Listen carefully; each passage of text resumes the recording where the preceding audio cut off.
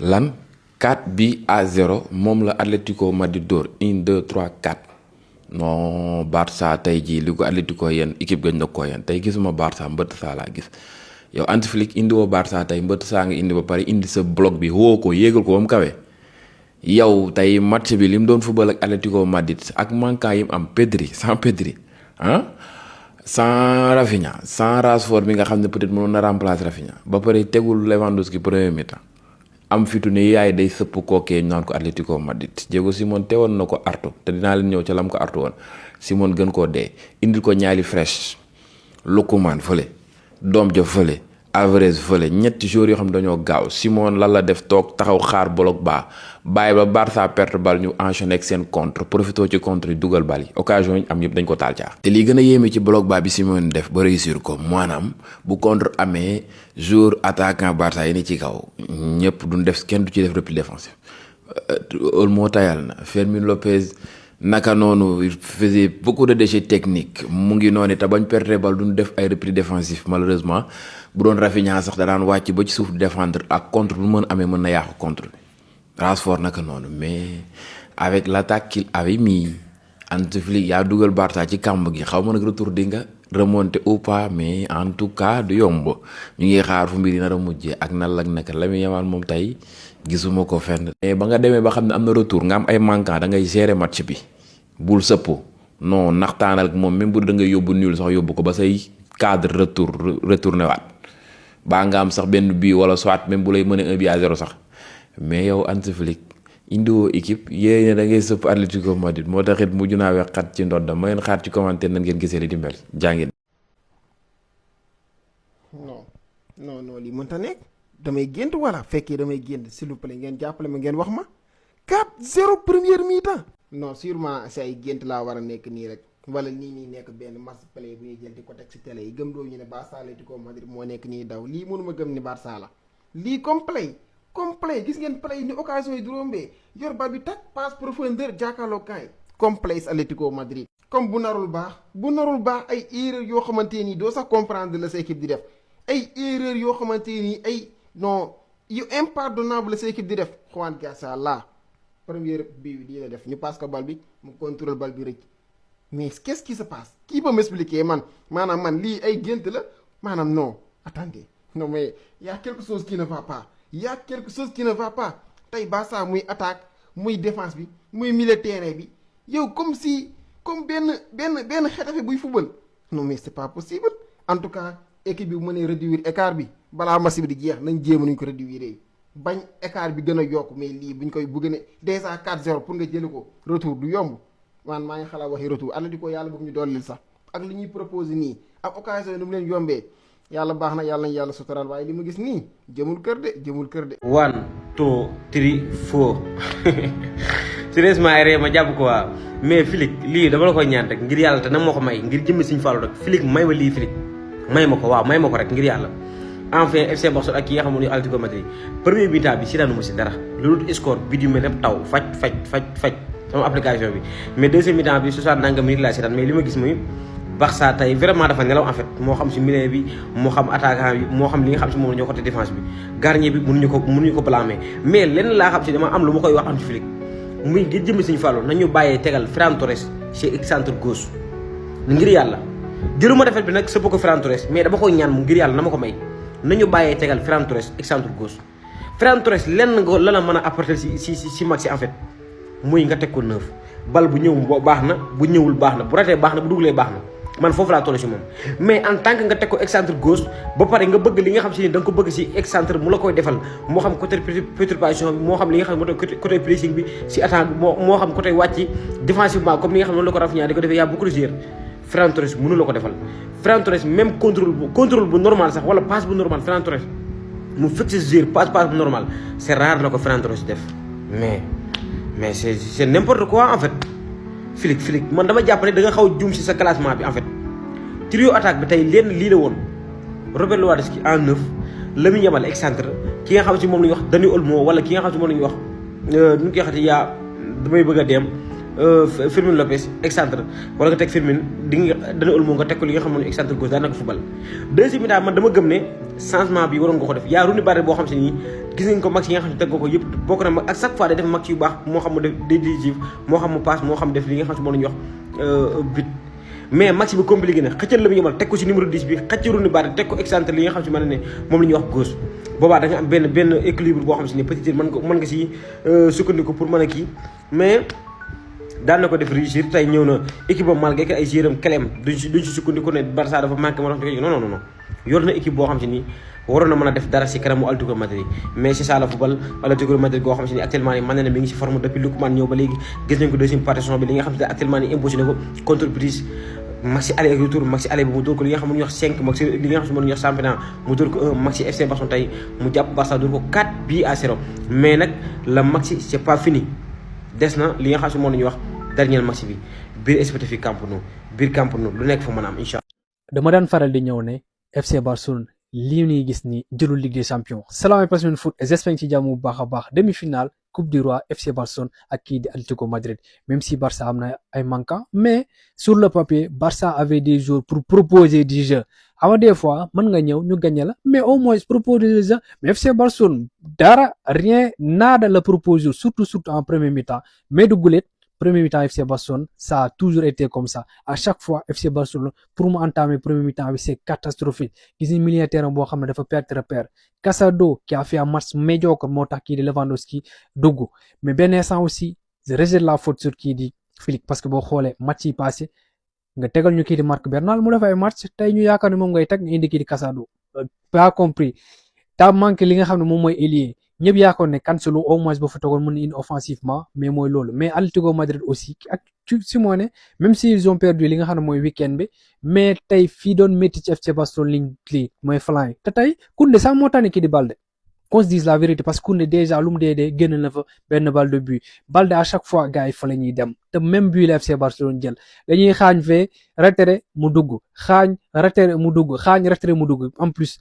démb maa ngi leen doon wax ne Julián Álvarez toog na 3 mois xaw ma 2 mois dugalul te suba dina dugal te ça a été comme ça après naa leen indil vidéo bi Lookman 1 but benn passe décisif Álvarez 1 but benn passe décisif Griezmann mi nga xam ne gars yi fàtte ne marque contre li nga xam ne mooy seen ancienne équipe en plus ki nga xam ne mooy Diego Simeone premier mi-temps dafa tegal lu métti FC Barcelone te mënoon ëpp loolu parce que but yi mënoon ëpp loolu parce que en deuxième mi-temps dañoo ñëw reculer mais attention jeexagul mais je pense pas que li nga xam ne moom mooy 4-0 FC Barcelone jëli ko en plus joueur yi ñu doon xaar Lamine Yamal il a pas fait un match parce que boo xoolee pour ma gis bal sax c'est un problème milieu de terrain mën naa ne Olmo sax moo fa tane Firmine Lopez tey def na match benn instant mën naa ne Firmine bi doon raté lañu gis mais en tout cas des na lu bëri ko Simeone ñëw tegul Barça lu métti dóor ko lii di 4 victoire largement mérité Flick aussi waruñu expliquer par rapport ak lii di défense haute bi parce que boo xoolee bëgg na trop mais problème FC Barcelone saison bi mooy les attaquants daaw dañ ko doon def muy jàll parce que daaw gis match yoo xam ne Barça day dóor ay 5-4 ay 5-3 wala ay 4-3 yooyu parce que l'attaque ça a marqué mais saison bi Lewandowski ça rate Ferran ça rate keneen ça rate mais aussi il y a des polémiques ci match bi est-ce que mënu ma comprendre à quel moment lu ñu annulé lii bi après naa indi li nga xam ne mooy photo bi parce que mënu ma concevoir que ñoom nee nañ li nga xam ne moom mooy lii VAR bi dafa paan moo tax mënuñ am lii di ligne juste loolu ci en championnat surtout aussi le rouge oublié de kii di Simeone sur le tacle sur Balde loolu c'est rouge même si Garcia rouge bi da ko mérité amplement mais là le Barça part ci li nga xam ne moom mooy match retour bi 4-0 au Camp Nou lépp mën na am parce que daaw amoon nañ ci match lii di 4-4 en tout cas on verra défaite méritée pour kii di FC Barcelone. Je suis vraiment désolé mais pour man tey le plus grand responsable de la défaite c'est lui. ñun ñëpp xam nañ bu baax a baax notre seul et unique problème depuis le début de la saison c'est la défense. D'ailleurs même la preuve gis ngeen bu baax a baax les notes qu'ils ont reçues aujourd'hui. Tu joues un match boo xamante ni biir Metropolitano sans Pedri sans Rafinha. Deux joueurs yi nga xamante ni ils sont extrêmement importants ci sa système bi et pour man sans Rafinha et Pedri système bi du dox ndax système bi tu as besoin d'un joueur boo xamante ni qui fait le pressing et c'est Rafinha. En plus de ça da ngay soxla contrôle au milieu de terrain maanaam kenn koo xamante ni moom mooy stabiliser moom mooy je peux dire que la boussole de l'équipe c'était Pedri. Pour man tactiquement on pouvait mieux se gérer pour ne pas encaisser 4 buts en première période. Victoire 4-0 de l'Atlético Madrid et pour man c'était le pire match sous l'ère Hansi Flick. En fait man je me dis que man ñii est-ce que démb amuñu lu ñu lekk yow moom dinaa ñëw si yow spécialement parce que jour boo xamante ne nangoo progresser soo xoolee 2 buts yu ñu encaissé si 4 buts yëpp côté Baldé la jógee. Après ça on a vu une équipe d'Atlético boo xamante ni il faut le souligner, ils ont fait un très très bon match, très présent dans les duels, même le deuxième ballon on ne parvenait pas à les gagner. Donc pour moi la victoire est très très bien méritée, même si que je vous rappelle on a réduit le score, mais niveau d'arbitrage dinaa si ñëw après. Globalement c'était compliqué pour tous les joueurs, Ferran Torres, Dani Olmo, Fermín López, Koundé, Johan Garcia, catastrophique. Lamine Yamal méconnaissable, beaucoup de pertes de balles. En fait c'était un match assez lent. Pour moi, pour avoir espoir qualifié au retour, il fallait juste marquer 1 ou 2 buts, mais malheureusement on n'a pas fait. Donc ça va être très très compliqué au match retour. Alhamdulillah, alhamdulillah, merci beaucoup El Cholo, merci beaucoup El Cholo. Mais nag kontaanu El Cholo kontaanu ma de parce que nag yow noo koy mënee premier mi-temps 4-0 4 premier mi-temps 4 yu deuxième mi-temps dolli leen 4 muy 8 8-0 nga waroon parce que premier mi-temps da ngaa dóor 4 xol yi sedd nga war a yokkaat yeneen 4 mais nga nekk fii di kii quoi El Cholo. wala da ngeen foogoon match benn match kese la aller ak retour la aller seen biir dëkk tey ngeen jekk ko dugal leen yeneen 4 muy 8 su ngeen demee retour nag biir dëkkam lu fa mën ci xew garaaw mais instant bi baax na fi ngeen ko jàpp nii baax na kontaan naa trop mais Griezmann non Griezmann yow maa ngi ñëw si yow mais Lookman ni ma la ko waxee woon rek nga ko defee ñëwal rek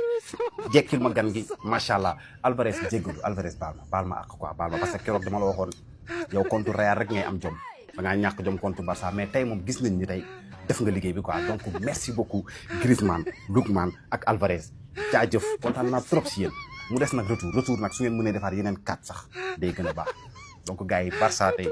4 nañ Barça tey. bu fekkee ni yéen a ko tey wax leen ñu xam bu fekkee ni yéen a ko tey rek wax leen. ah ok je comprendre naa la moo tax ngeen defal ñu prestation bi nga xamante ni kenn mësu koo gis si yéen kenn xameewu leen genre match yi nii ok seen mag yi ñoo fi defoon benn remontada bi historique yéen tamit ngeen bëgg a bind seen histoire def seen remontada moo tax nga ngeen bàyyi dool leen 4-0 bu dee loolu rek wax leen ñu xam loolu moo tax tey ngeen ñëw si match yi premier mi-temps bi kenn xamul lu ngeen football en plus waxuma loolu yow ñu ngi lay mëne 4-0 70e minute de jeu bal d'attaque bii nii balle de but xool leen nombre de joueurs Atlético yi nekk si surface bi 1 2 3 4 5 6 7 8 joueurs d'Atlético surface bi balle de but an ñaari joueurs Barça benn Lewandowski yow yaa soxla bii yow yaa bëgg a dugal benn joueur surface bi moment du match bii nii. dommage ce but là nous aurait fait beaucoup de bien bal bii nii bu duggoon fii mën nañoo dem sa jëliwaat beneen 2 buts wala dugal beneen 2 3 parce que fii déjà joueurs yi mentalement dañuy ñëwaat fii joueurs yi confiance la ñuy indiwaale si match bi même bu jeexee woon 4-1 sa 3 buts d'écart moo tane 4 buts d'écart. malheureusement hors-jeu de Cubarsí xaw ma ay millimètres kenn xamul hors-jeu bi daal nu mu fa demee nii mais xam naa ne ay catu tànk lañ fi tiiral lañu tiiral fii ñu hors-jeu. Juan Garcia lii mooy ban façon contrôle Juan Garcia ban façon contrôle moo nekk nii balaa moo kan attention. parce que erreur ñëpp lay arrivé képp kuy fubal di nga mës a def erreur voilà te erreur gardien moom mën naa ne bu amee rek xamal ne yow musiba am na parce que gardien moo nekk dernier défenseur moo tax une fois mu def erreur rek xamal ne erreur boobu noonu ça va coûter cher à l'équipe. daal lu joueur tamit lan moo si nekkoon wala terrain bi moo niin tey luñ doon glissé aussi genre erreur bi Baldé def na ko mais heureusement Baldé nekkul dernier défenseur Baldé nekkul gardien moo tax voilà Baldé dafa génn tuus mais erreur bi Juan Garcia def malheureusement moo dafa tombé si camp yi la nekkoon bal bi dugg bal def na même erreur bii nii bal bi heureusement foofu noonu sax si tuus si la xaw ma tey seen daal yi ñoo niin xaw ma terrain moo niin en tout cas je ne comprends pas daal yow moom xaw ma wér ga xaw ma wéroo mais match bi di ñëw da ngay fubal même boo wérul sax dañ lay forcer fubal bi di nga dugg si terrain bi di nga fubal. pour résumer leen un match catastrophique de notre part Atlético Madrid dafa ñu préparé bu baax a baax tey dafa utiliser bu baax suñu failles yi. avant ñuy comprendre lu xew déjà Atlético Madrid planté nañu 4 buts d'écart toog di xaar. donc l'FC Barcelone pour mu mën a qualifier final il faut mu remonter 4 buts d'écart yi match retour bi je ne sais pas ba xam yéen gëm ngeen ko pas fekkee gëm ngeen ko tontu leen ma si commenter en tout cas ça va être très difficile avec le Barça moom. tout est possible lépp mën na nekk mais ça ne va pas être facile voilà gars yi mu ngi noonu victoire de l'Atlético Madrid 4-0 contre l'FC Barcelone un match à oublier voilà Visca Barça Visca Catalunya vamos. sama gaañ yi ku ne xam na ne Barça tey def na match boo xam ne non man mii sax dama kontaan dëgg dañuy gagné mais gagné nañu ak fierté mais sama gaañ yi ay jàmbaar lañ gars yi football nii la mais nag man du leen wax dara lu dul décourage gaañ yi non ñii ay jàmbalante ay gaynde lañ malgré gars yi mën nañu kat mais teewul bàyyiwuñu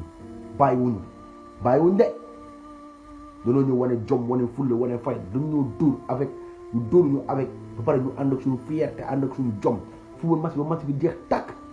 bàyyiwuñu dara kon ni défendre ba pare di wuti bii gars yi ñi ay gaynde lañ gars yi tey def nañ lépp lu ñu war a def lépp lu ñu war a def tey lépp loo xam ne gagné laaj na ko rek def nañ ko mais defet moo war a bu tëddee ñëw moo tax man du ma wax dara lu dul décourage ay jàmbaar ngeen vraiment ay jàmbaar ngeen yàgg ngeen ñëw siggil kon tey ba ngeen amee defet dañ koy nangu